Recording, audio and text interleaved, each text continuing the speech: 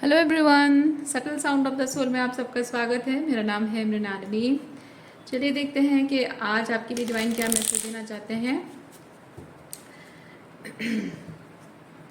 ये general reading है, इसमें जो मैसेजेस आपको रेजोनेट करता है बस वही लीजिए। ज़रूरी नहीं है सारे मैसेजेस आपको रेजोनेट हों, सो ओपन माइंड रखिए। जो आपके लिए नहीं है उसे जाने दीजिए।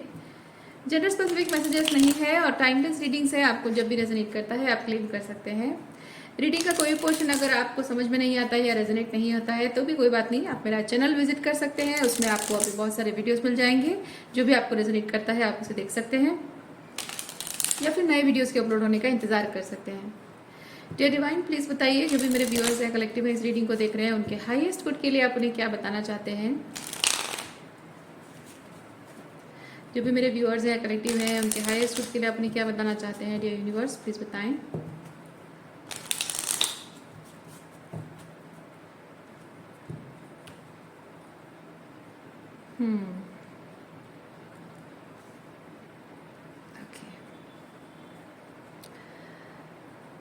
Others will look to you for guidance on how to react, but the key to overcoming this situation is by masking your true feelings and showing only mild dismay.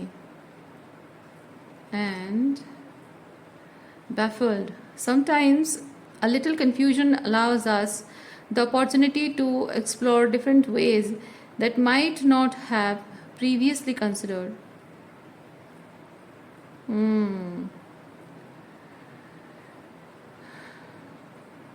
Yes, basically आपको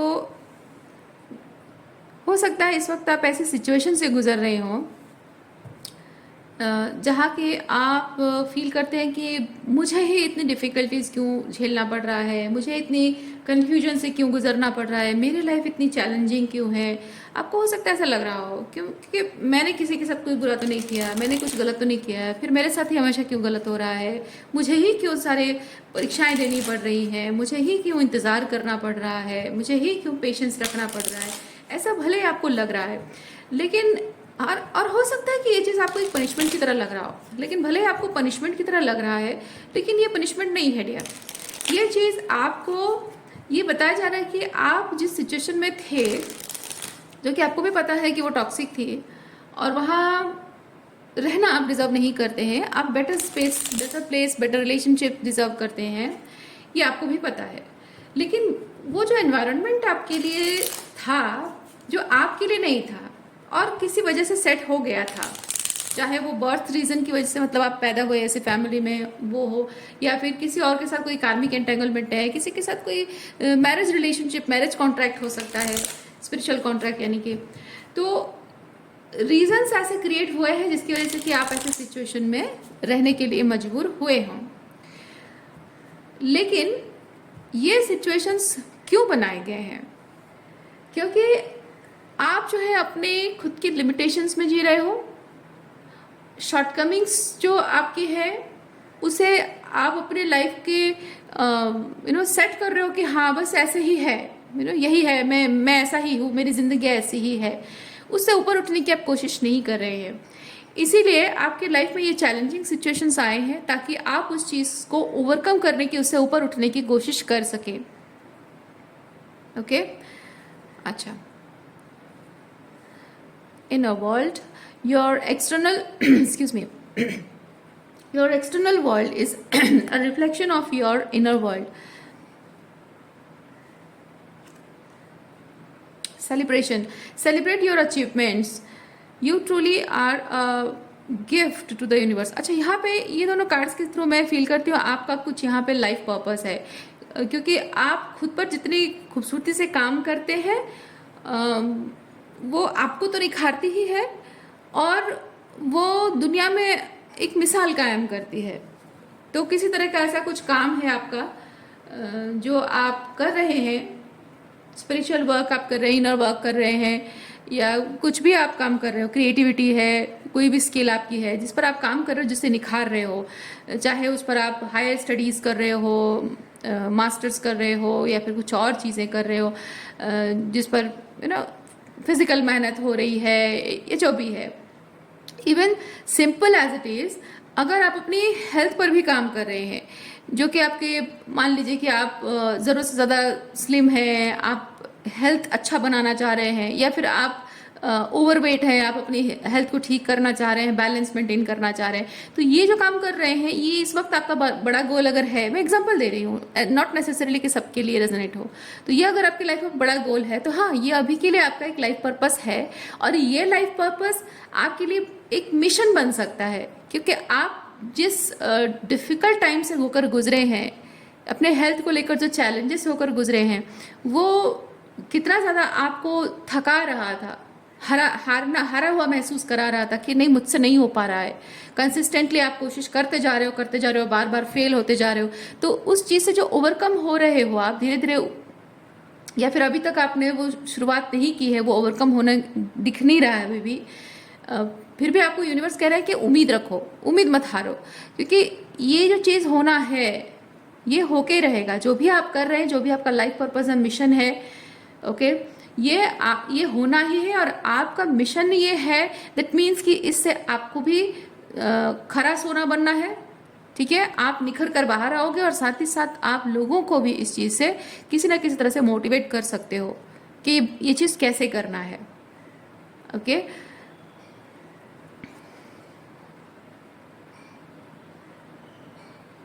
क्योंकि यहाँ भी ये जैसे मैंने कहा कि life purpose है, यहाँ भी आप देख सकते हैं इस कार्ड में, others will look to you for guidance on how to react, but the key to overcoming the situation is by masking your true feelings and showing only mild dismay। ये ऐसा है ना, ये आपने अगर महाभारत की स्टोरी सुनी है, तो आपने कर्ण जो है, सूर्यपुत्र कर्ण है, कुंती पुत्र कर्ण जो है, उनकी कहानी अगर आपने सुनी है, तो ये उनकी स्टोरी जैसा है कि उन्होंने अपने लाइफ में जो एडवर्स सिचुएशंस देखे हैं, अपने बर्थ को लेकर जो एडवर्स सिचुएशन उन्होंने देखा है, जो बदनामी हुई है, जो अपमान उनका हुआ है ना, वो जो चीज़ को लेकर वो रिजेंटमेंट मन में रखते थे, इसकी वजह से उन्होंने दुर्योधन से उनकी दोस्ती हो गई थी।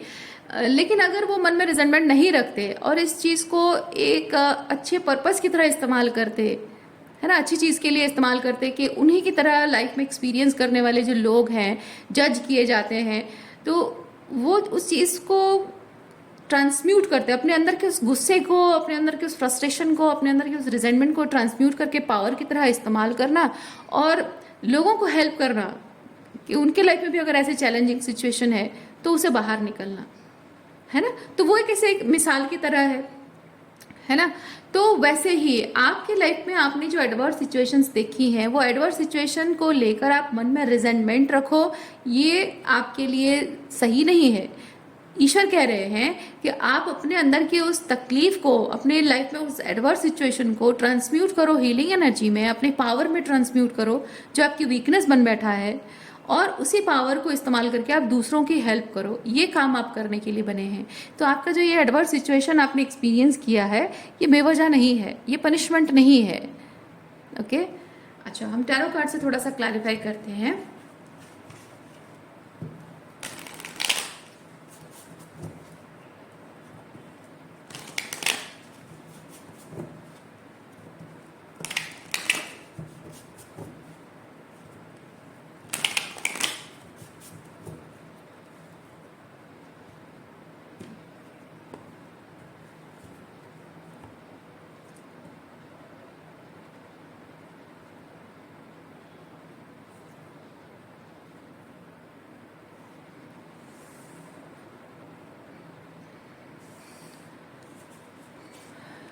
आपके जीवन में इस वक्त आगे बढ़ने का समय आ चुका है, ओके। अपने लाइफ पर्पस को लेकर आगे बढ़ने का समय आ चुका है। सारे रिजेंटमेंट, सारे गुस्सा, सारे जो भी एंगर है, सब कुछ पीछे छोड़कर आगे बढ़ने का समय। लेकिन अभी आप इस तरह की एनर्जी में है कि आप अभी तक पूरी तरह से उस रिजेंटमेंट को रिलीज नहीं कर पाए हैं, और उसकी वजह से शायद आप एक सहारा चाह रहे हैं कि मेरे लाइफ में एक एडवर्स सिचुएशन आया है, मुझे समझने वाला कोई नहीं है, मुझे प्यार करने वाला कोई नहीं है, मेरा साथ निभाने वाला कोई नहीं है, तो काश कोई ऐसा हो जो मुझे समझे, मुझे प्यार करे, मैं जैसा हूँ वैसा मुझे अपनाए। तो इस तरह की चाहत जो आपकी है विद द 2 ऑफ वॉन्ड्स, वो चीज़ आपको कोडिपेंडेंट बना रही है। आप समझ रहे हैं कि लाइफ में आगे बढ़ने के लिए किसी एक साथी की ज़रूरत है। साथी की ज़रूरत नहीं है, साथी की चाहत होती है। तो आप यहाँ पे एक साथी को मैनिफेस्ट करने के बारे में सोच रहे हैं, लेकिन यूनिवर्स आपको ये चीज़ बताते हैं कि इस वक्त आपको साथी की ज़रूरत नहीं है। आप खुद एक लाइट हैं। मतलब बेसिकली चाहना ये कि कोई ऐसा साथी हो जो मुझे लाइट शो करे, मेरी अंधेरी ज़िंदगी में रोशनी भरे, है ना। लेकिन आपको यूनिवर्स करें कि जिस रोशनी की तलाश आपको है वो रोशनी आप खुद हैं। इस वक्त आपको ज़रूरत नहीं है साथी की। अच्छा, तो इसका मतलब ये नहीं कि आपके जीवन में कोई साथी नहीं होगा, लेकिन जब स्पेसिफिक कोई लाइफ पर्पस आप लेकर आए हैं तो उसमें बहुत ज़रूरी होता है ये डिस्कम्फर्टिंग सिचुएशन जो है ये होना। सब लाइफ पर्पस जिनका होता है ना, जो हीलर्स, लाइट वर्कर्स जो होते हैं, लाइट बेरर्स जो होते हैं, उनके लिए ज़रूरी होता है ये सिचुएशन आना, ताकि इस डिस्कम्फर्टिंग सिचुएशन को वो जो सॉलिट्यूड में रहकर, अकेले रहकर जो डील करना, एक काउंटर पार्ट नहीं है ना, ये सिचुएशन में खुद अकेले रहकर डील करना बहुत ज़रूरी है। क्योंकि आप जब स्पिरिचुअल पाथ में आगे बढ़ रहे हैं तो कार्मिक कनेक्शन जो आपके साथ जुड़ जाते हैं, वो कार्मिक कनेक्शन स्पिरिचुअल पाथ में ब्लॉकेज का कारण बनते हैं।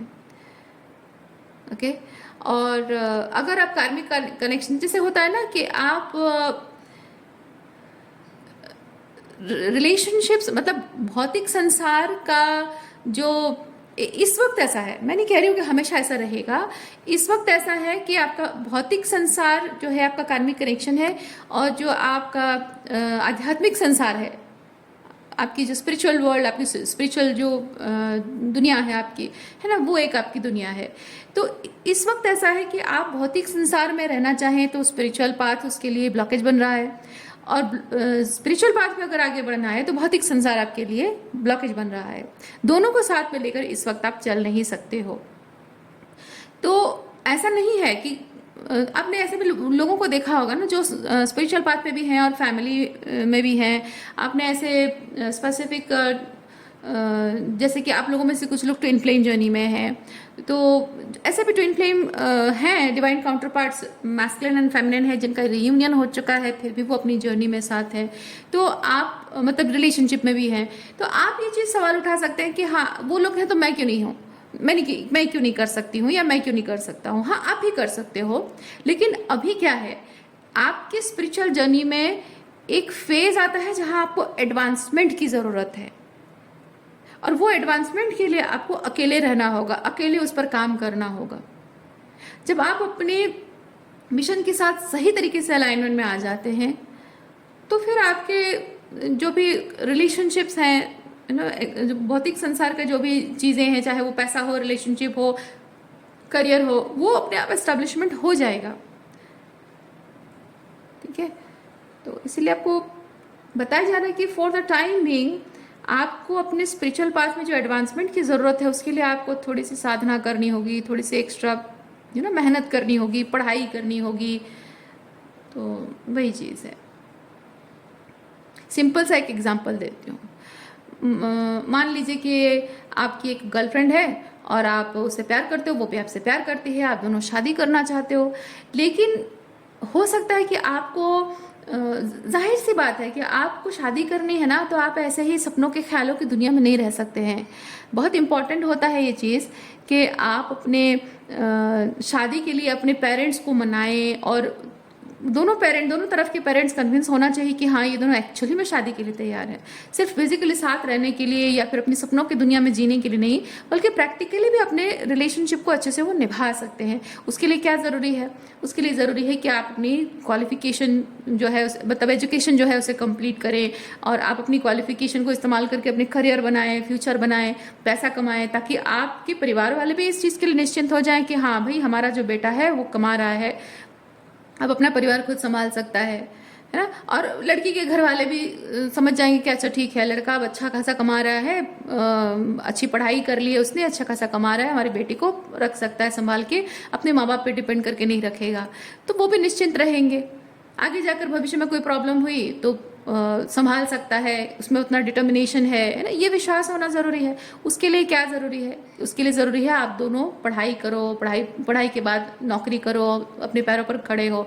तो वो जो फेज़ होता है, उस फेज़ में क्या होता है कि अब रिलेशनशिप का जो एक लवी डवी फेज़ है, उस फेज से आप बाहर निकल कर प्रैक्टिकल हो रहे हो, रियलिटी में आ रहे हो। आपकी जो लवी डवी सपनों की दुनिया, प्यार की सपनों की दुनिया है, उसे सच करना चाह रहे हो, 3D रियलिटी में लाना चाह रहे हो। इसीलिए आपको थोड़ा सा प्रैक्टिकल होना है, थोड़ा सा सीरियस होना है, थोड़ा सा प्यार मोहब्बत को साइड में रखा है। साइड में रखने का मतलब ये नहीं है कि रिश्ता तोड़ दिया, है ना, वो रिश्ता है, विश्वास है, प्यार है, अभी भी है।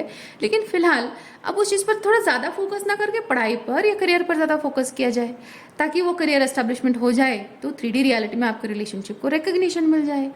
ये वैसा फेज है। मैं एग्जाम्पल के थ्रू बता रही हूँ ताकि आपको समझ में आए, सिंपल एग्जाम्पल के थ्रू बता रही हूँ। आप लोगों का सिचुएशन जैसा भी है, चाहे वो करियर हो, पढ़ाई हो, रिलेशनशिप हो, ठीक है, तो इसलिए वो एडवांसमेंट जो है, आपका जो भी सिचुएशन है उसमें जो एडवांसमेंट है वो मैनिफेस्ट करने की, 3D रियलिटी में मैनिफेस्ट करने के लिए वो एडवांसमेंट का फेज है, जिसमें आपको कुछ थोड़े से एक्स्ट्रा एफर्ट्स डालने हैं, जिसके लिए आपका पूरा जो कंसंट्रेशन है उस चीज़ पर ही रहना चाहिए, दूसरी चीज़ों में नहीं रहना चाहिए, क्योंकि दूसरी चीज़ें डिस्ट्रैक्शन का कारण बन सकती हैं। ओके,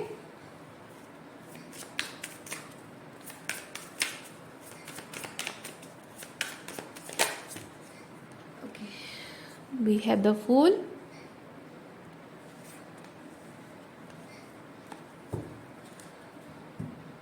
फूल करके साथ क्या मैसेज है?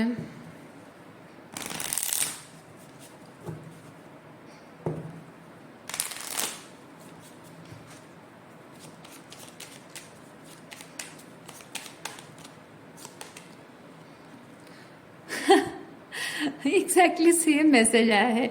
फूल जो सरेंडर को बताता है, और देखिए यहाँ पे भी आपको सरेंडर करने के लिए बोला जा रहा है। हालांकि एक क्लैरिफिकेशन है क्या सरेंडर करना है। Surrender your need to control the outcome, just be with life in this present moment. Okay, perfect message. अच्छा, और क्या है आपके लिए? थोड़ा सा और मैसेज निकालते हैं।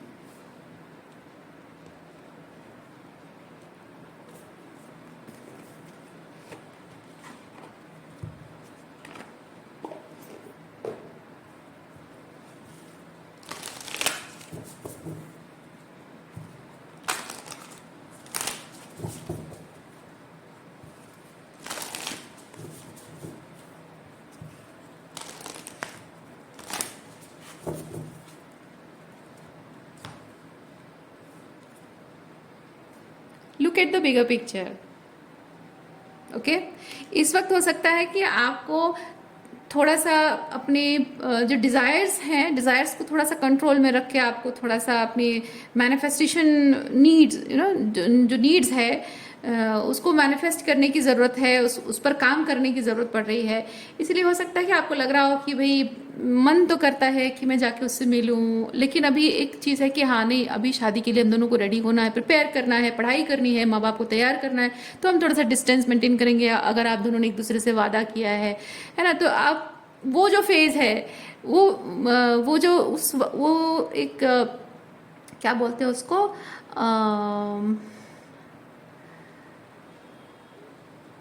या एक लालसा है ना, मन में जो लालसा होती है कि थोड़ा सा ग्रेटिफिकेशन के लिए है, थोड़ी कोडिपेंडेंट लेवल पे है, या फिर कोडिपेंडेंट ना भी हो तो भी एक लालसा मन में है कि उस चीज़ का जो एक मज़ा है वो मुझे चाहिए, मैं एक्सपीरियंस करना चाह रहा हूँ। लेकिन वो मिलेगा, ऐसा नहीं कि वो कहीं नहीं जाएगा, क्योंकि जो आपका है ना वो आपसे बिछड़ कर कहीं नहीं जाएगा, कोई छीन नहीं सकता है।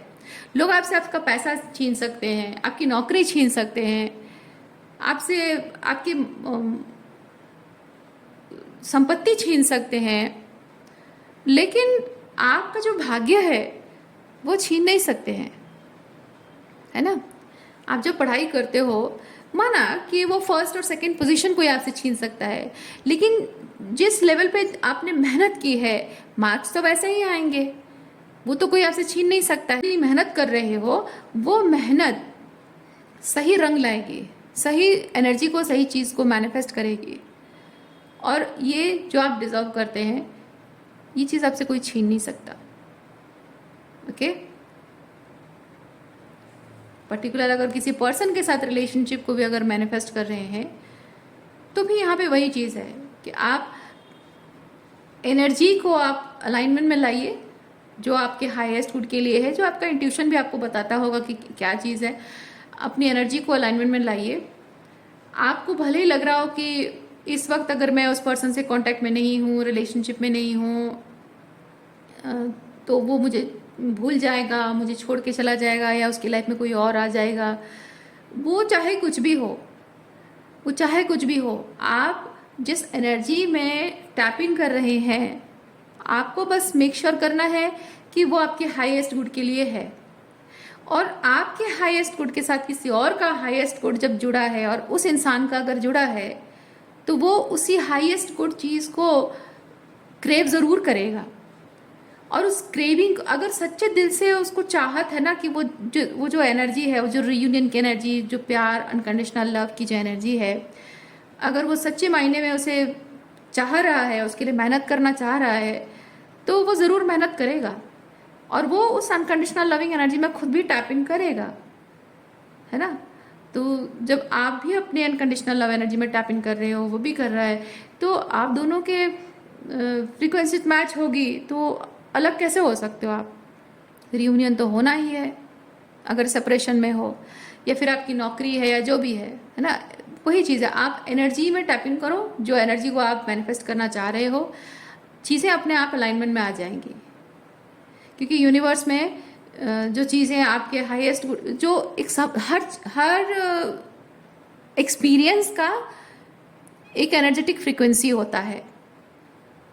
ओके, हर एक एक्सपीरियंस का एक एनर्जेटिक फ्रीक्वेंसी होता है। वो एक्सपीरियंस करने के लिए आपको अपने आप को एनर्जेटिक अलाइनमेंट में लाना होता है, तो ऑटोमेटिक आप उससे जुड़ जाते हो, क्योंकि वो ऑलरेडी अलाइनमेंट में है। ओके, बस आप खुद अलाइनमेंट में नहीं होते हो। आप बस काम आपको यही करना है कि इस वक्त आप थोड़ा सा डिटैच रहिए। ये जो किसी के साथ चाहत, जो डिज़ायर कर रहे हैं, है ना, वो ठीक है, लेकिन इस वक्त आपको अकेले चलने की ज़रूरत पड़ रही है।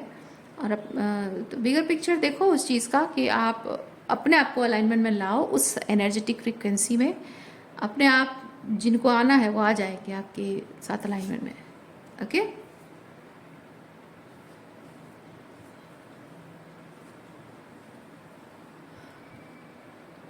ये कार्ड बताता है, हो सकता है कि आपके पास में चेजिंग एनर्जी रही हो, तो अगर पास में आप चेज करते रहे हों, तो अभी वही चेजिंग एनर्जी आपको फिर से नहीं दोहरानी है। ओके, सो आज के लिए इतना ही है। उम्मीद करती हूँ इस रीडिंग से आपको कुछ क्लैरिटी मिली हो। मैं आपको नेक्स्ट रीडिंग में मिलती हूँ। अपना ख्याल रखिए, बाय।